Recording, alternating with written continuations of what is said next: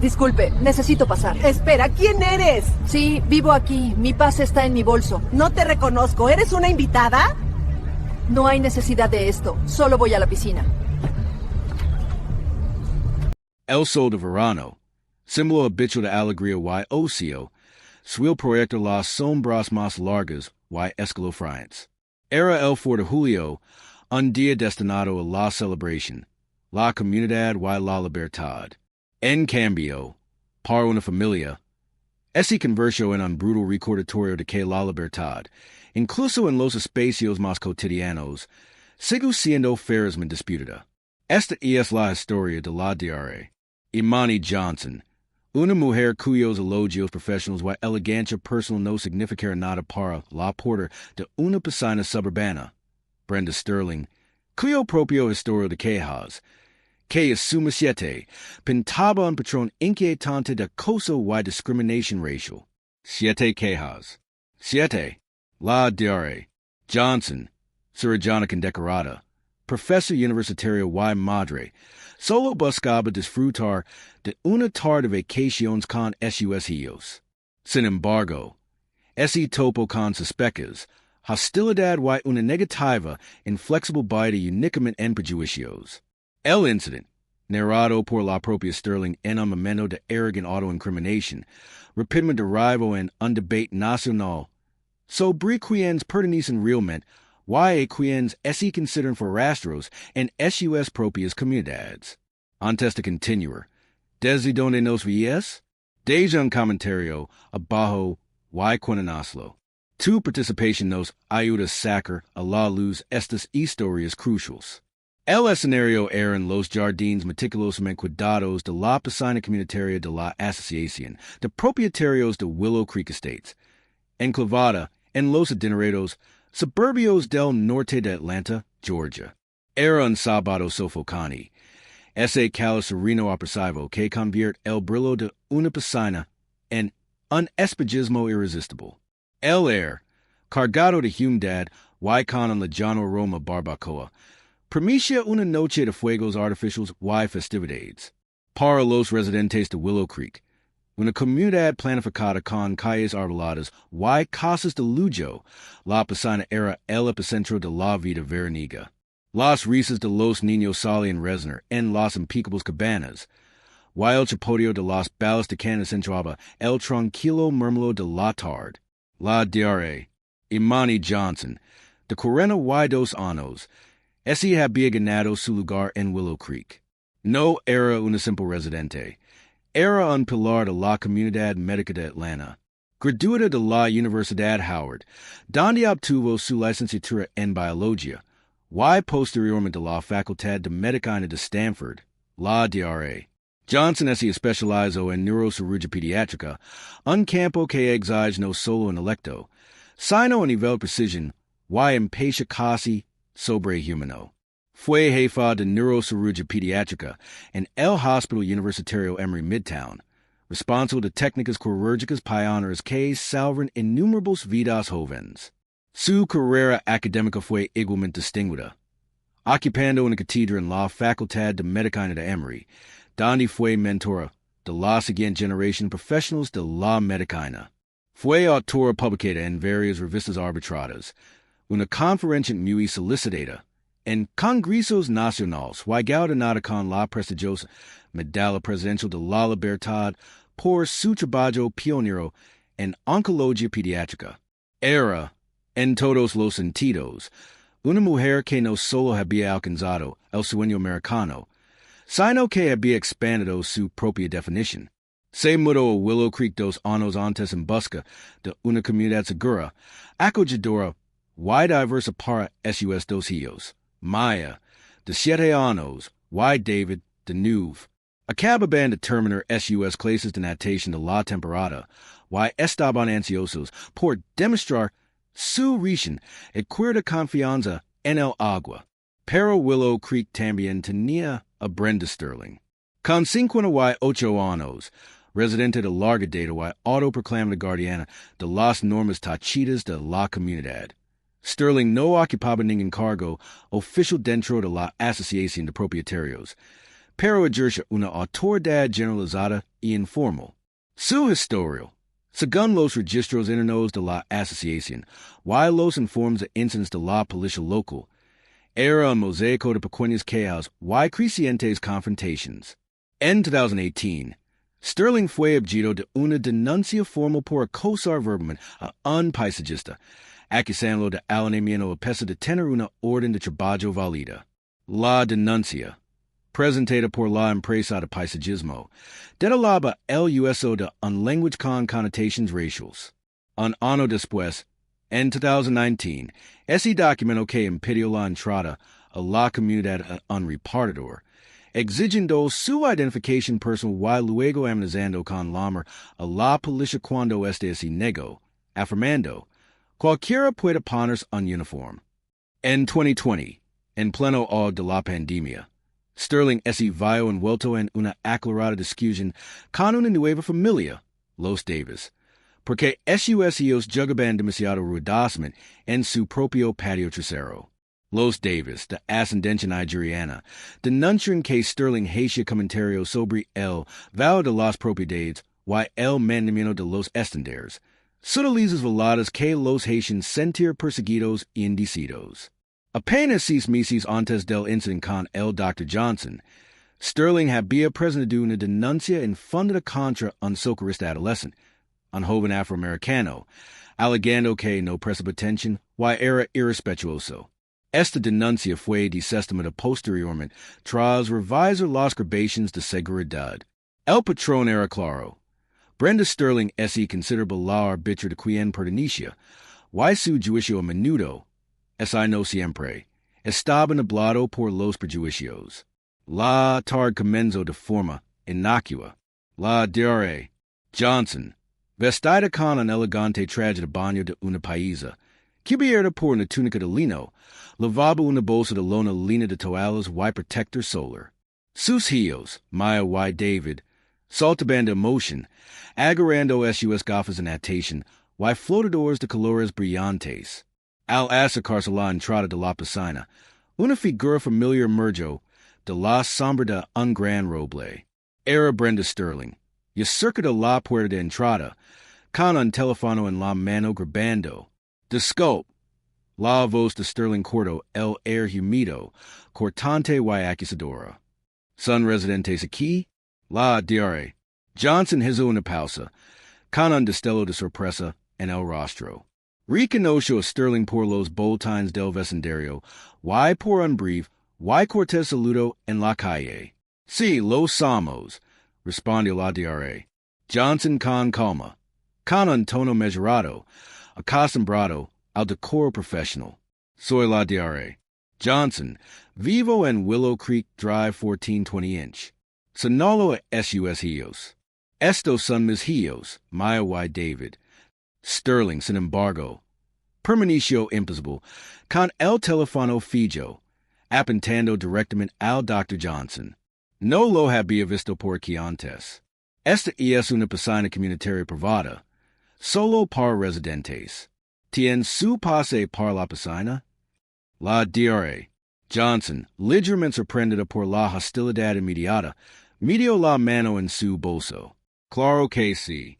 Aquí está mi identificación de residente y el pase familiar para la piscina. Presento una tarjeta plastificada con su foto y dirección, claramente marcada con el logotipo de la Asociación de Propietarios de Willow Creek Estates, lleno con un código QR digital para el pase familiar en su teléfono. Sterling miró la tarjeta, luego a la diarrea. Johnson, con los ojos entrecerrados. Cualquiera puede falsificar eso. ¿Cómo sé que eres tú de verdad? Y esos niños, siquiera son residentes.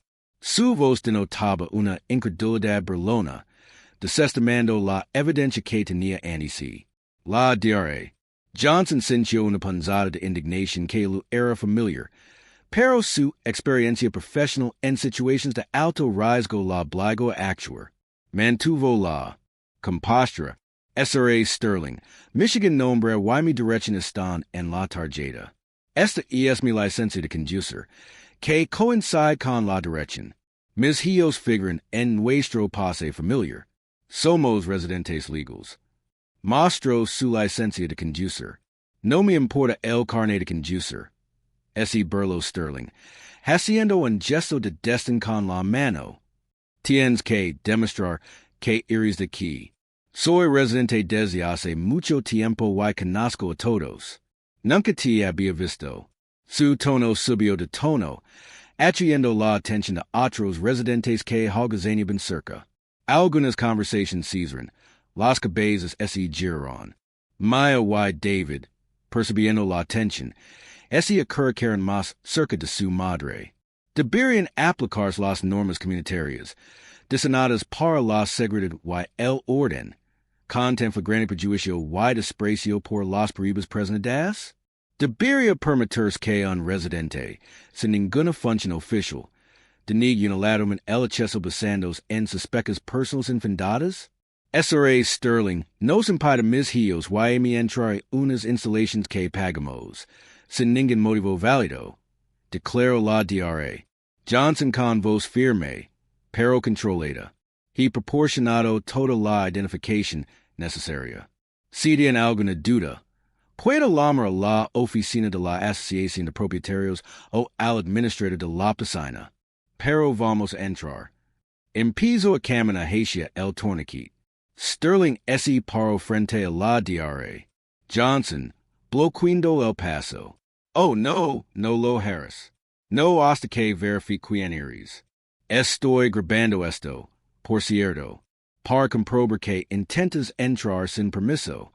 La ironía no pasó desapercibida para la DRA. Johnson, Sterling, sin darse cuenta, estaba documentando su propio comportamiento discriminatorio. Cualquiera puede falsificar eso, repitió Sterling, señalando vagamente el pase de la piscina y la identificación. Probablemente lo acabas de recoger del suelo. Mami, ¿por qué no podemos ir nadar? Susurró David con la voz ligeramente temblorosa. Maya miró a Sterling con los ojos muy abiertos. ¿Por qué esta mujer nos está deteniendo? Carino, respondió la DRA. Johnson, con la mirada fija en Sterling. SRA Sterling, lo pido una última vez que se haga un lado. Si no lo hace, contactar a las autoridades y la Asociación de Propietarios por acoso. Adelante, reto Sterling, sacando pecho. Mi respaldan. Estoy protegiendo a nuestra comunidad de gente que no pertenece a ella. Su voz se alzó, ahora claramente audible para varios espectadores. Algunos de los cuales habían empezado a grabar con sus teléfonos, atraídos por la creciente confrontación. Justo en ese momento, un corredor de golf, con el logotipo de la Asociación de Propietarios de Willow Creek, se detuvo. El señor Richard Vance, el administrador de la piscina, un hombre de unos 50 y tantos años conocido por su actitud tranquila, salió. Había sido alertado por un socorrista que notó el alboroto. Brenda, DRA. Johnson, ¿qué pasa? Preguntó Vance con voz tranquila, pero con un tono de preocupación sabiasen. Richard, menos mal, exclamó Sterling, llorando dramáticamente. Esta mujer intenta entrar la piscina sin la identificación correspondiente. Dice residente, pero sé que no lo es. Solo estoy haciendo mi parte para mantener nuestra comunidad segura. Vance se volvió hacia el Dr. Johnson. Dr. Johnson, ¿tiene su pase? Sí, señor Vance. Lo muestra las arrays Sterling Michigan identification de residente. El pase para la piscina familiar y mi licencia de conducir. Todo indicando claramente en nuestra dirección aquí en 1420, Willow Creek Drive. Explico la DRA. Johnson, recuperando la compostura profesional en su voz, aliviada de ver un funcionario. Vance tomó la identificación y el pase del Dr. Johnson, mirándolos rápidamente. Sí, todo está en orden. La DRA. Johnson es residente. Brenda. La he visto en eventos comunitarios y sus hijos están inscritos en el programa de natación de verano. Lo devolvió los documentos al Dr. Johnson. Dr. Johnson, lo pido disculpas. Adelante, por favor. El rostro de Sterling ese contrajo de incredulidad. Que, Richard, no puedes dejarla entrar. No ha demostrado nada. Vancasi volvió hacia Sterling. Con voz firme. Brenda, el Dr. Johnson ha proporcionado credentials válidas. Su interferencia es injustificada y perturbadora. Debe alejarse de la entrada. Inmediatamente. Luego miró el teléfono de Sterling. Why? Por favor, deje de grabar a los residentes. Esto viola nuestra política de privacidad. Señalo un letrero cerca de la puerta. A menos que tenga una preocupación de seguridad específica y legítima, no es permite grabar a los residentes, sin su consentimiento, en las propiedades de la Asociación de Propietarios. A reganadientes. Sterling bajó el teléfono, con el rostro enrojecido por una mezcla de ira y humiliación. La crisis inmediata se disipó. La Dra. Johnson, de la mano de sus hijos, pasó lleno a Sterling y cruzó la puerta. La emoción de los niños regresó poco a poco mientras se dirigían a los vestuarios. Sin embargo, el incidente estaba lejos de terminar. Irónicamente, el equipo legal del Dr. Johnson obtuvo rápidamente el video que Sterling había grabado. Junto con imágenes a otros residentes que habían capturado el enfrentamiento, la historia se difundió por las redes sociales en cuestión de horas. Las imágenes en editar, que mostraban la obstrucción inquebrantable de Sterling y la serena resiliencia del Dr. Johnson, se hicieron virales. Las publicaciones iniciales en las páginas de la comunidad local obtuvieron cientos de miles de visitas. En 24 horas, la etiqueta hashtag Poolside Prejudice era tendencia nacional, acumulando más de 1.5 millones de tweets. Los medios de comunicación recallaron la historia, primero a nivel local y luego a nivel nacional, difundiendo las imágenes granuladas, pero igualmente claras, de una mujer negra la que se le negó el acceso a su propia piscina comunitaria. Las secciones de comentarios rebosaron de indignación, compasión y compartieron historias de incidentes similares de discriminación racial. Deberían las personas que participan en conductas discriminatorias documentadas, especialmente cuando se dirigen contra clases protegidas, enfrentarse a prohibiciones automáticas y permanentes de acceso a instalaciones comunitarias y a la eliminación de todo rol de liderazgo formal o informal. La Asociación de Propietarios de Willow Creek Estates, que inicialmente intentó minimizar el incidente, calificándolo de malentendido entre residentes, se vio rápidamente abrumada por la indignación pública. La Dra. Johnson, a través de su asesor legal, presentó una demanda integral contra Brenda Sterling por acoso, angustia emocional y discriminación racial, y contra la Asociación de Propietarios de Willow Creek Estates por negligencia al no abordar el histórico documentado de comportamiento hostil de Sterling.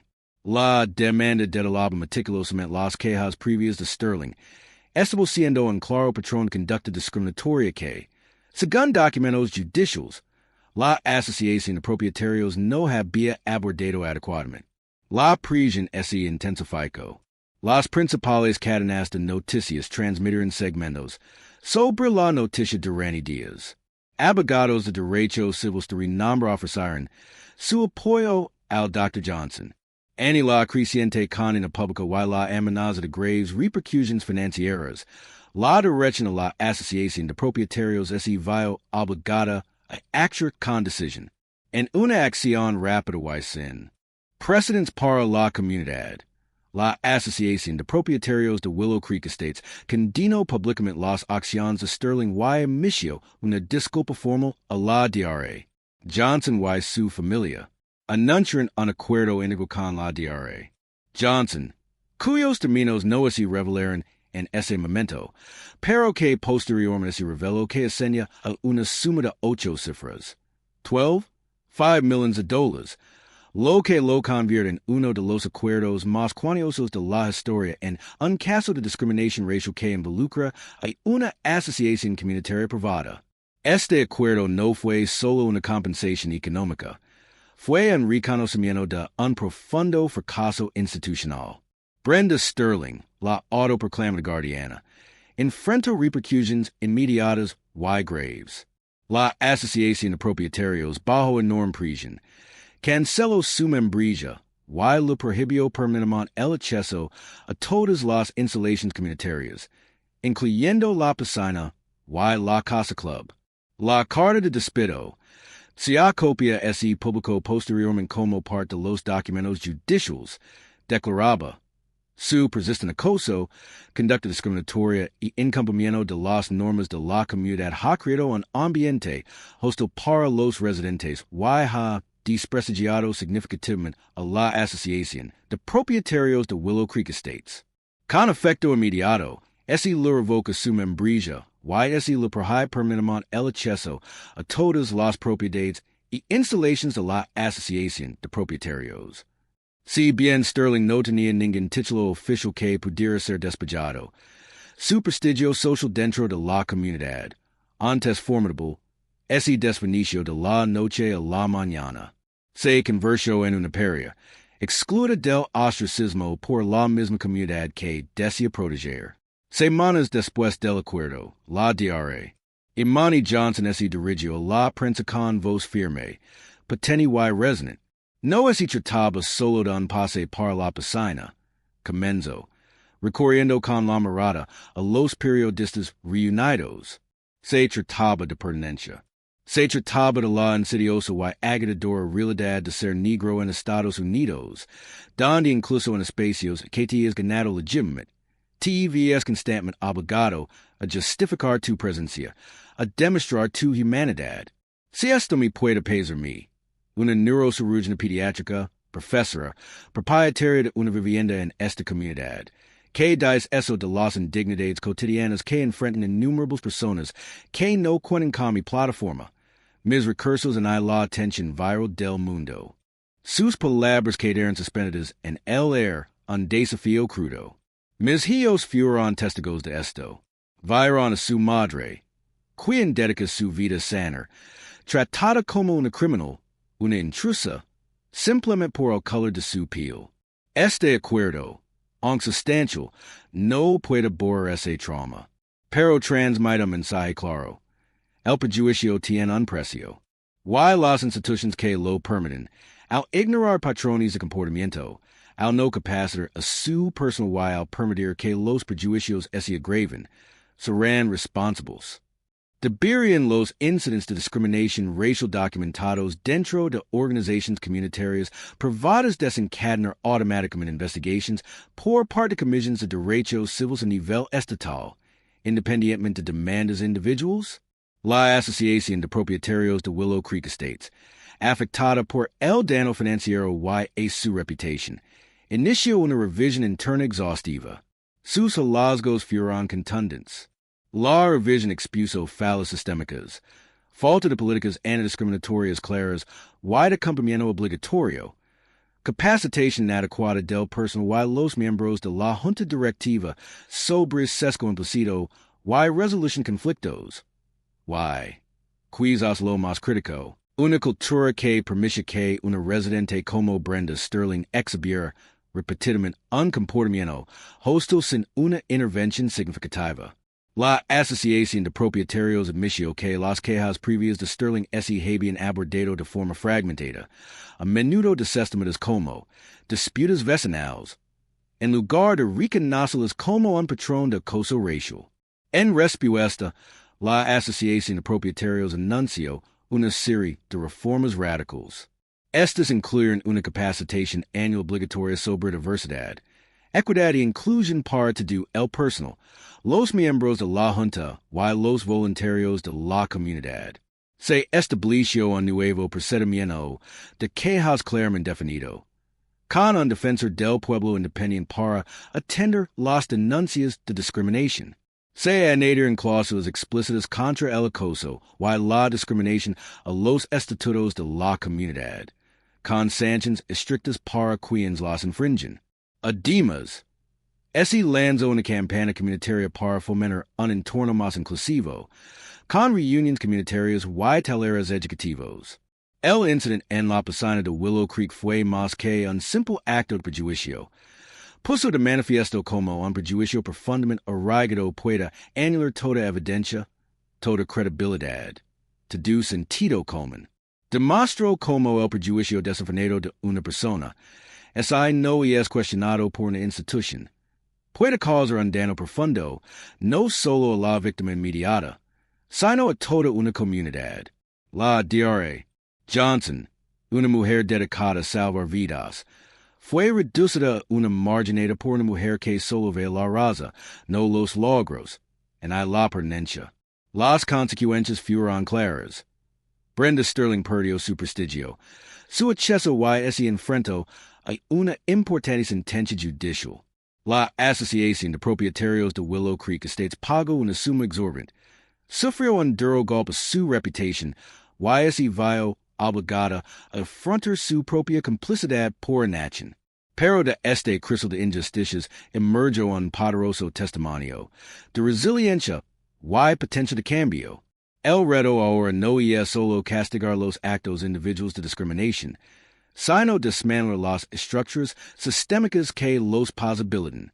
¿Qué cambia ahora? ¿Cómo garantizamos que cada comunidad, cada espacio público, si verdaderamente todos? Necesitamos más que disculpas. Necesitamos políticas concretas. Quizás todas las asociaciones de propietarios o organizaciones comunitarias deberían tener la obligación legal de implementar políticas sólidas contra la discriminación, con supervisión externa, sanciones claras progresivas para las infracciones, no solo después de un incidente viral, sino de forma proactiva. Esta historia de la Dra. Imani Johnson Brenda Sterling no es trata solo de una piscina de un día de verano. Se trata de la lucha por la equidad en cada aspecto de nuestras vidas. Se trata de la violencia incubrible para plantar cara a los prejuicios del poder colectivo para exigir responsabilidades. No nos detendremos hasta que la justicia no sea solo un concepto, sino una realidad para todos. Se trata de todos nosotros.